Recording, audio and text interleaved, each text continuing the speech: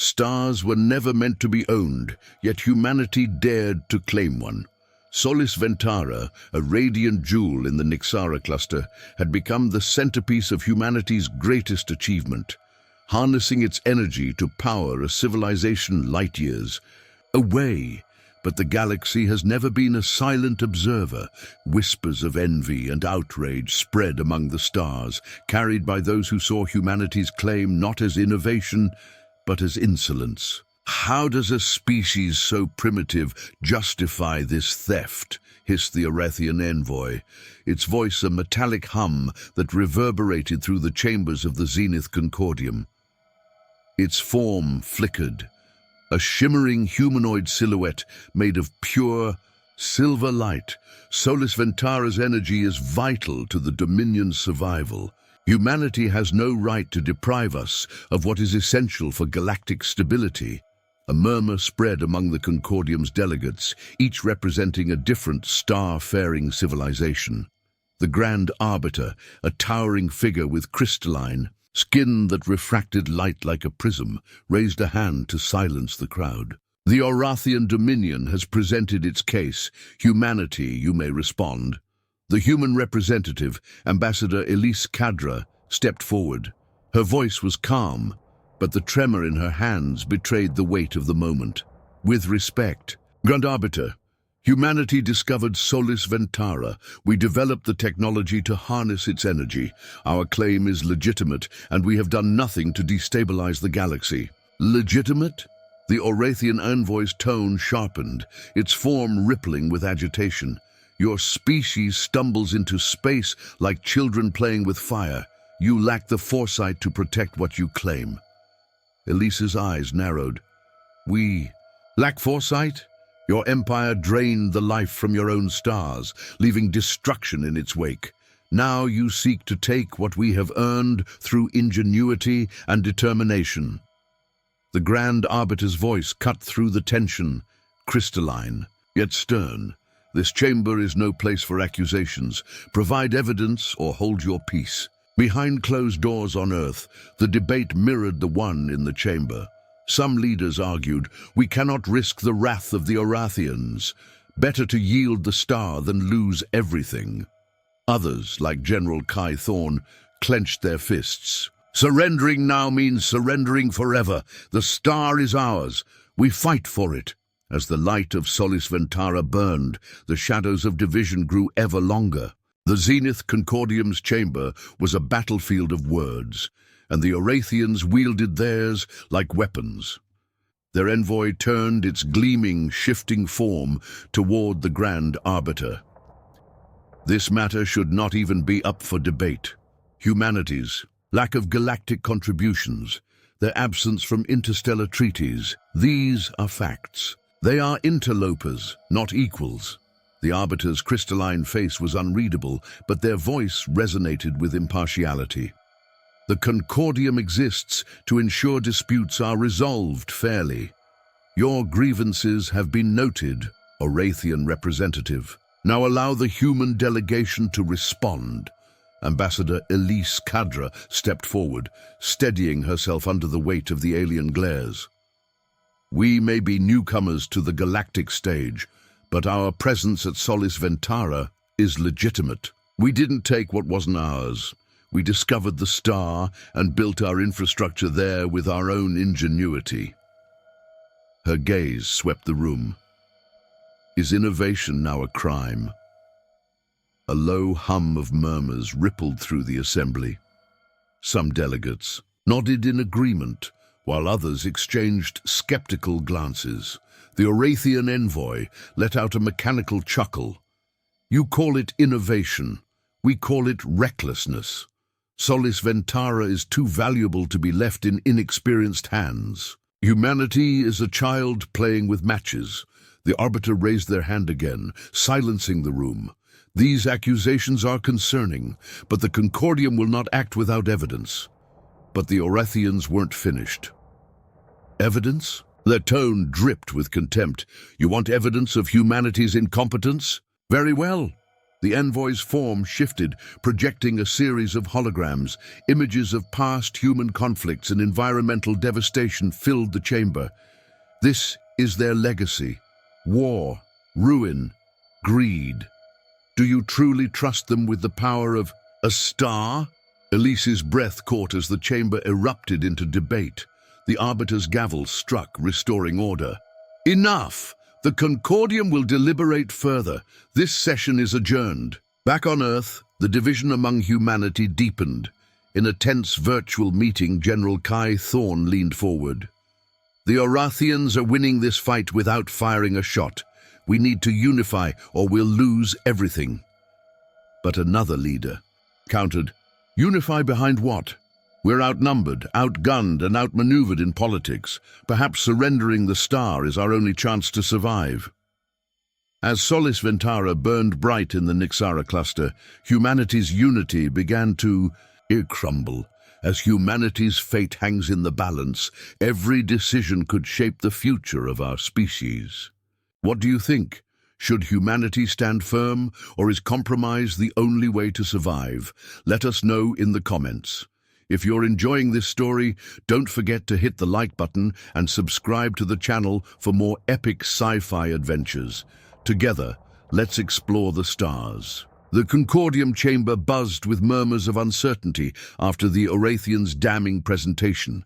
Humanity's position, already precarious, now teetered on the edge of collapse. But for Ambassador Elise Cadra, retreat was not an option. Enough with the theatrics, Elise declared as the session resumed. Her voice rang out clear, cutting through the noise. The Orathians speak of war and greed as though they're strangers to it, yet their empire drained 3 stars to extinction in their pursuit of domination. If anything, humanity's mistakes pale in comparison to their arrogance. The room fell silent, the Orathian envoy glaring. "You overstep, Ambassador," it hissed. "We act for the survival of the Dominion. Your species clings to sentimentality, blind to the larger picture." Elise shot back. "And that larger picture involves taking what isn't yours?" The Grand Arbiter interjected, their voice carrying a cold authority. "Enough. Both parties will refrain from further personal attacks. Present your solutions, or risk forfeiting your positions." The Orathians shifted tactics. "We propose an equitable solution," the envoy said, its form shimmering ominously. "Humanity will relinquish control of Solis Ventara, but retain limited energy access under Dominion oversight. In return, the Dominion guarantees Earth's protection from external threats." Gasps echoed from the human delegation. Elise's fists clenched. "You call that equitable? That's submission." The Arbiter leaned forward. "Ambassador, do you counter this proposal?" Elise hesitated. A refusal could escalate the situation, but acceptance would be betrayal. "We need time to review," she said carefully. Meanwhile, on Earth, protests erupted as news of the Orathian offer spread. The Unity Coalition, led by General Kai Thorne, rallied for resistance, while the Preservation League, backed by pragmatic leaders, argued that survival outweighed pride. The star burned on, indifferent to the schemes orbiting it, as the fractures within humanity grew deeper. Tensions within humanity reached a boiling point as the Orathian proposal divided leaders and citizens alike. In the Concordium chambers, Ambassador Elise Cadra prepared for another grueling session, knowing that each word carried the weight of Earth's future. Back on Earth, General Kai Thorne addressed his coalition. "This is no longer just about Solis Ventara," he said, pacing before a holographic map of the Nixara cluster. "It's about our sovereignty. If we yield, we set a precedent. The Orathians will never stop until we're at their mercy." A member of the Preservation League, Minister Adric Vane, interrupted the broadcast. His image loomed large on the split screen, his voice calm yet firm.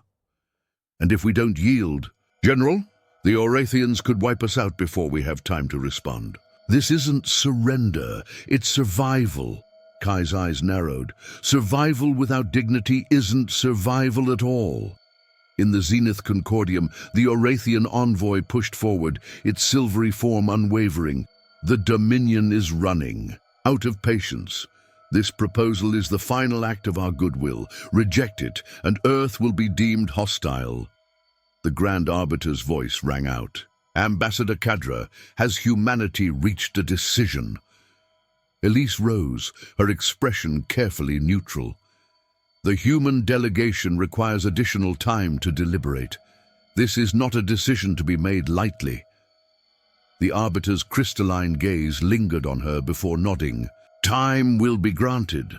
However, the Concordium advises haste. The Dominion's resources are not infinite. As the session adjourned, Elise contacted Earth's leaders. We're walking a razor's edge. The Orathians are goading us into a mistake. We must stand firm, but we need a unified front. Kai Thorne and Adric Vane remained locked in their ideological battle while protests and debates erupted across the planet. All the while, the light of Solis Ventara continued to shine, a prize that neither side could afford to lose. The fragile diplomacy between humanity and the Orathians shattered when the Dominion issued an ultimatum: surrender Solis Ventara within 3 standard cycles or face immediate retaliation. The Concordium chambers fell into chaos as delegates argued over the legality of the threat. For the human delegation, the time for negotiation was running out. Ambassador Elise Kadra called for an emergency council with Earth's leaders. The holographic conference was tense, filled with overlapping voices. We can't give in, General Kai Thorne insisted, slamming his fist on the table. Surrendering the star means surrendering our future. We've seen how the Orathians treat those under their control. Minister Adric Vane countered. And we've also seen how they crush those who resist. Are you prepared to gamble with billions of lives, General? Before Thorne could respond, Elise raised a hand, her voice cutting through the noise. Enough! The Orathians are betting on our division. If we don't unify, they've already won.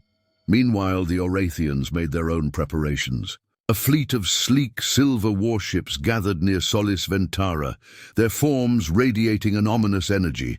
In a private transmission, the Orathian envoy spoke directly to Elise. You cannot win this, Ambassador, it said, its voice like grinding metal. Your kind lacks the resolve to face extinction, relinquish the star, and the Dominion will leave Earth intact. Elise stared at the projection, her face a mask of defiance. We don't bow to threats. Humanity has earned its place among the stars, and we won't let you take it from us.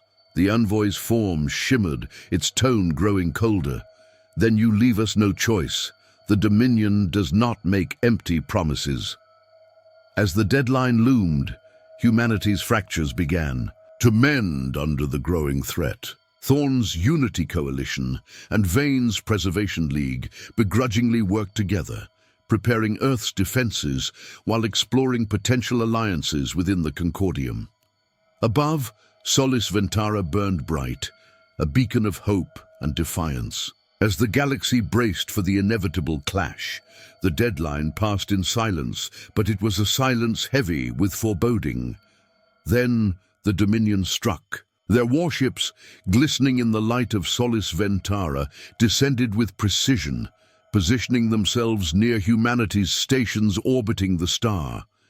The first wave of their assault came not as a barrage of weapons, but as an electromagnetic pulse that disabled entire arrays of human equipment. General Kai Thorne stood in the command center aboard the Ardent Horizon, Earth's flagship stationed near Solis Ventara. Report! He barked as sparks flew from overloaded systems. Massive disruption across all stations, General, a technician shouted. Backup generators are kicking in, but they've already neutralized 40% of our defensive grid. Thorne clenched his fists, his jaw tightening. Prepare countermeasures. We need to show them we're not defenseless. Meanwhile, the Orathian fleet's commander transmitted an open message to the humans. "You are outmatched," it declared. "Your defenses are inadequate, your resistance futile. Surrender now and avoid unnecessary loss." Elise Cadra, who had been evacuated to a secure station, interrupted the transmission. "Your arrogance blinds you," she said, her voice calm but firm. "Humanity's strength doesn't come from its weapons, it comes from its will, and we will not surrender." The Orathians responded swiftly. A beam of searing energy lanced through one of humanity's orbital stations, sending debris spiraling into the void. The ardent horizon retaliated, firing a barrage of kinetic projectiles. A single Orathian frigate faltered under the assault, its shimmering hull fracturing before it detonated. The victory was brief. More Dominion ships surged forward, overwhelming the human forces with coordinated precision. General Thorn ordered a retreat, his tone grim.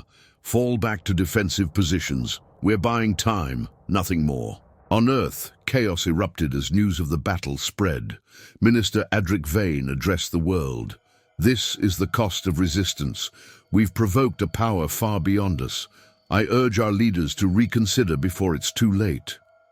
But in the depths of despair, a plan began to form.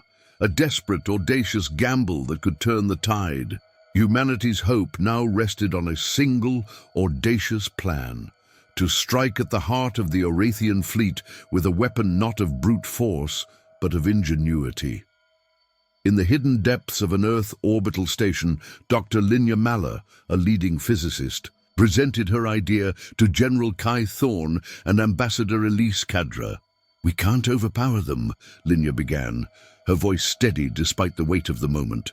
"But we can outthink them. The Orathian fleet's strength lies in their energy network. If we disrupt their star-forged reactors, even momentarily, we'll force them into retreat." Thorn leaned forward. "You're talking about a targeted disruption." "Exactly," Linya said, projecting a schematic of the Orathian ships. "Their reactors are tuned to frequencies emitted by Solis Ventara itself. If we amplify a harmonic pulse using the star's energy, we can destabilize their systems long enough to strike a decisive blow or escape." Elise frowned. "And what happens to Solis Ventara? Can it withstand such an interference?" Linya hesitated. "The calculations show minimal risk to the star.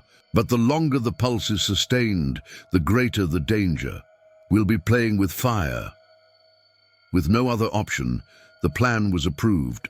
As the Orathian fleet prepared for a final assault, humanity's forces mobilized. On the ardent horizon, Thorn addressed his crew. "This is it. We're outmatched in every way, but we have one thing they don't: the will to survive. Today, we fight for every life on Earth, for every dream tied to the stars." The battle began in earnest. Human ships feigned retreat, drawing the Dominion closer to Solis Ventara. In the chaos, Linya's pulse generator was activated. A resonant wave rippled from the star, striking the Orathian fleet. "Direct hit!" a technician called. "Their reactors are destabilizing." The fleet faltered, several ships powering down as their systems overloaded. But the star itself began to react, its surface flaring with energy. Elise's voice came through the comms. "We've done it, but we're not out of this yet. Pull back before the star destabilizes further."